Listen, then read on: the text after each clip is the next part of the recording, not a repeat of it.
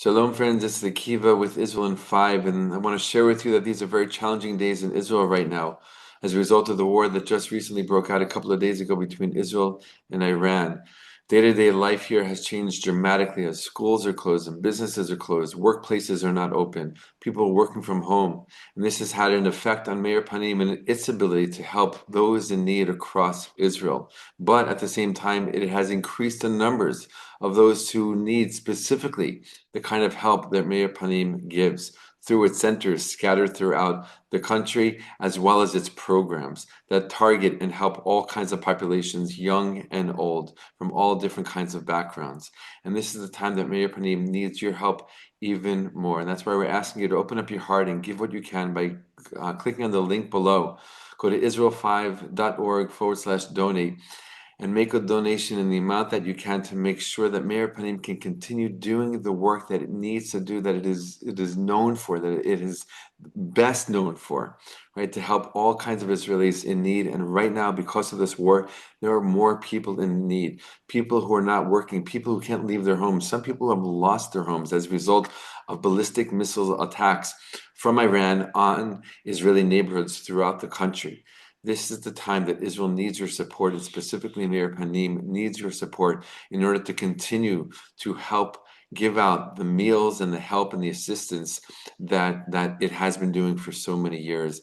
Meir Panim has turned its centers into a pickup and delivery type of structure because of the restrictions on day-to-day life aspects here in Israel. And you can help Meir Panim get through these challenging times so that they can help Israelis of all kinds get through these challenging times. So again, please click on the link below, open up your hearts, give what you can. This is the time to show our love and support for Israel in general and Meir Panim in specific. Thank you so much, and God bless. Many people around the world are asking a very good question. Why specifically now did Israel decide to attack Iran? The question has a very good answer. Let's explore it. Shalom, my friends. This is the Kiva Gersh with Israel in 5, where we give you everything Israel in 5 minutes. Please like and subscribe. And if you have any questions, want to keep the conversation going, please do so below in the comments. There are many factors that went into Israel's decision to attack Iran a couple of days ago. And remember, we are facing historical and monumental times right now with this attack on Iran. Israel is also facing a challenging time with Iranian counterattacks on Israeli towns and cities. But this was a decision that was made very, very specifically and very thoughtfully, right? And this decision that was made is directly connected and is a direct result of the war that started on October 7th, 2023. The Hamas attack on Israel on October 7th, 2023, changed Israeli history and changed the history of the Middle East. There were many wars between Israel and Hamas before October 7th, but Israel knew that on October 7th, this was going to be a different war, that this was going to be a longer war, that this war needed to end with Hamas no longer in power so they can never again harm or attack the world's one Jewish state. And that's why this war is still going on 20 months later. And even though this war is still going on, right, it is truth, it is fact that Israel has delivered a huge and significant blow to Hamas's capabilities to attack Israel ever again. Its arsenal severely destroyed and limited. Its forces, its power, a small shadow of what it was before. Therefore, the threat from Hamas in the Gaza Strip is basically next to nothing compared to what it has been for many, many years, close to 2 decades. And the Hamas attack on October 7th, 2023, brought the Hezbollah attack on Israel the very next day on October 8th, 2023, forcing Israel to fight Hezbollah as well. And as a result, Israel delivered Hezbollah a very significant blow as well. Israel knew that one day it was going to have to face off against Hezbollah, right? And therefore it took the time to plan strategy and to collect information.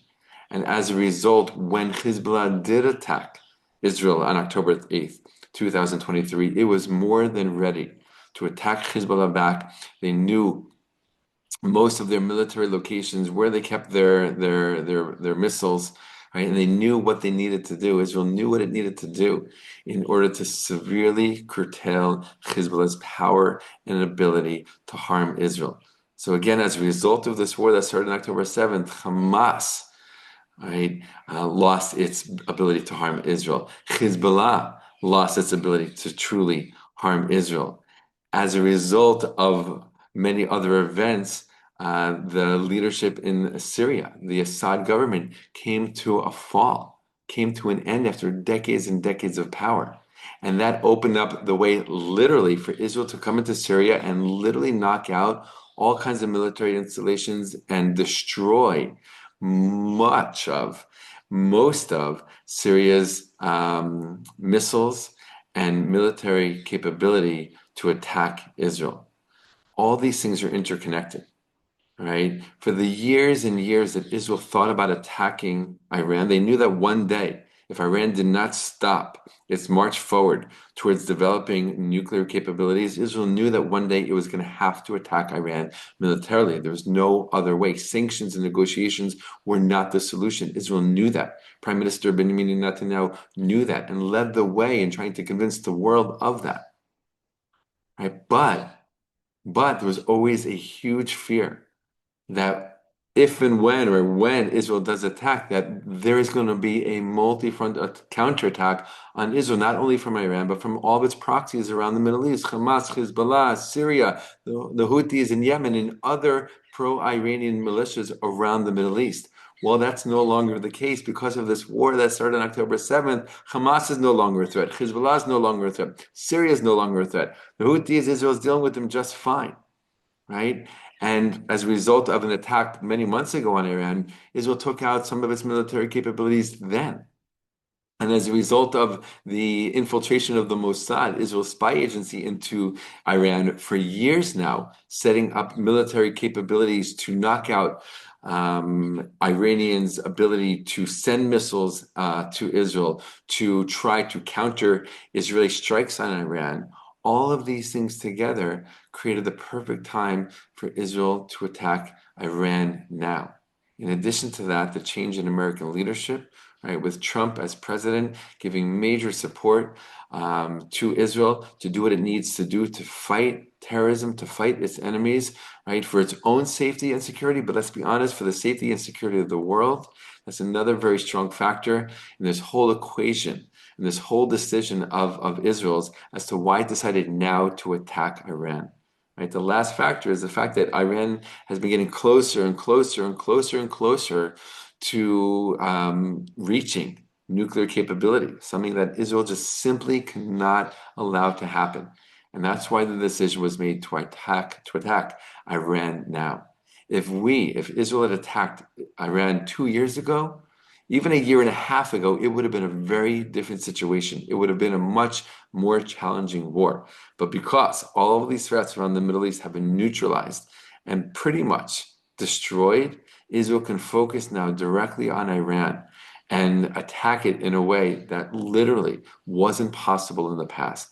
We are seeing unprecedented things happen right now. We are seeing events unfold before our eyes that, again, are on the level of historical and monumental.